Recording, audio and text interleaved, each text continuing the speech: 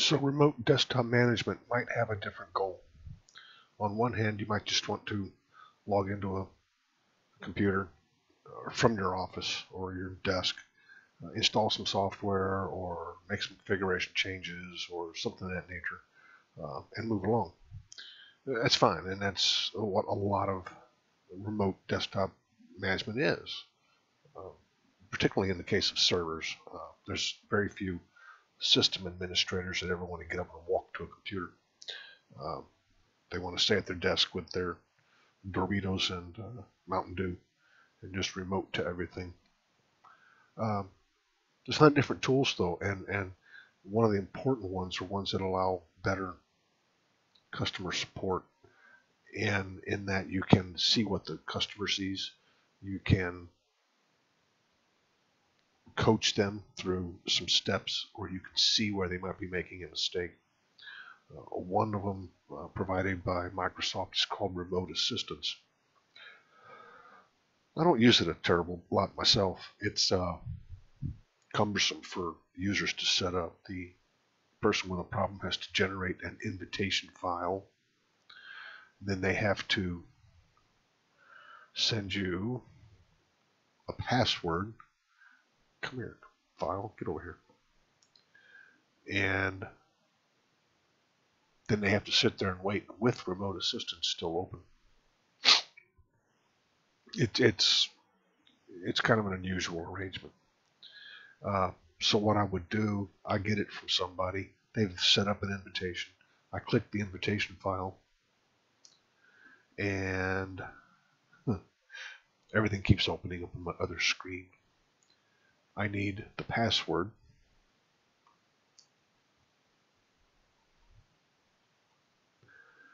Click OK. I have to get up and walk over to the other PC and click a button to allow connection. Hang on a minute.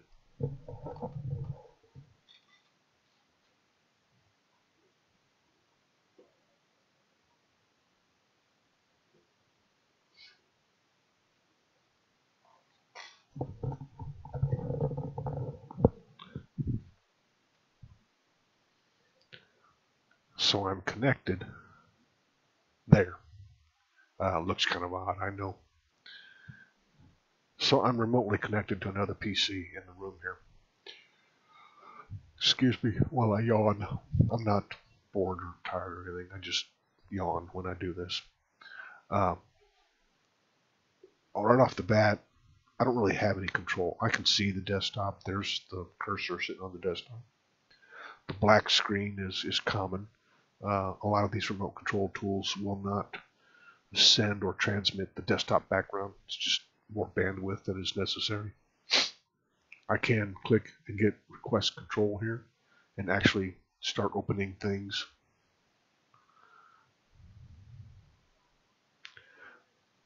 If the other person chooses to give it to me though, they have to click it, and I'm not getting over there and walking over there and doing it again. So anyway, this is Windows Remote Assistance. I don't use it a lot myself. There are other tools that I've used that seem to work quite well. One of them is, I can't get it up here, is remote desktop connection. I'm going to have to go over and click that button. Hang on a minute.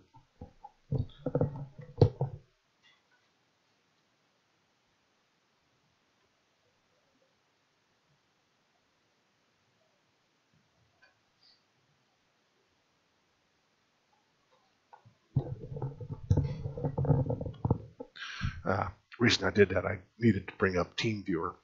That's another product, and I just need to double check these numbers, make sure I got them right.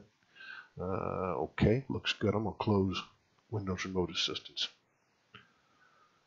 It's not as smooth, not as intuitive and easy to use as I would like. So in a lot of cases now, I go with TeamViewer. I've already got the ID number in for that computer over there. I say connect. I've already logged in. I've already done this before once, so the password's already in there. I click log on, and it did the same thing. It opened up in another monitor here, so there it is. Here it is. The resolutions don't match up, so it makes it kind of oddly shaped here. But right off the bat, I can click things. I can open things.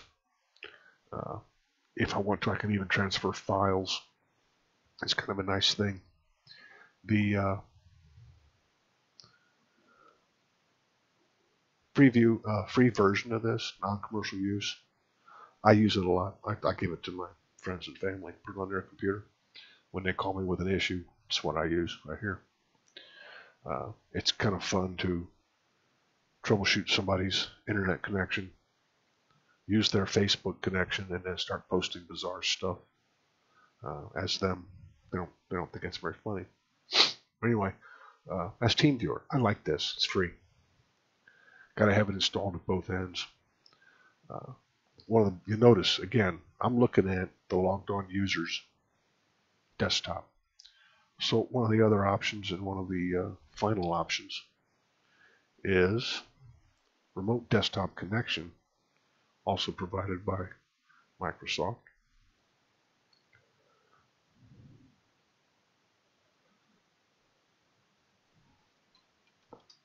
I have to enter my password for that computer. I gotta have an account on it to do this. This is common. Tells me there's no certificate for it. Yeah, I know that. I understand it. And I connect, and it did the same thing.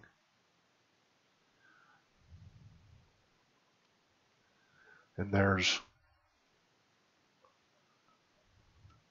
that desktop. The resolution is off here. This remote desktop connection. Now, you can't see over my shoulder, unfortunately.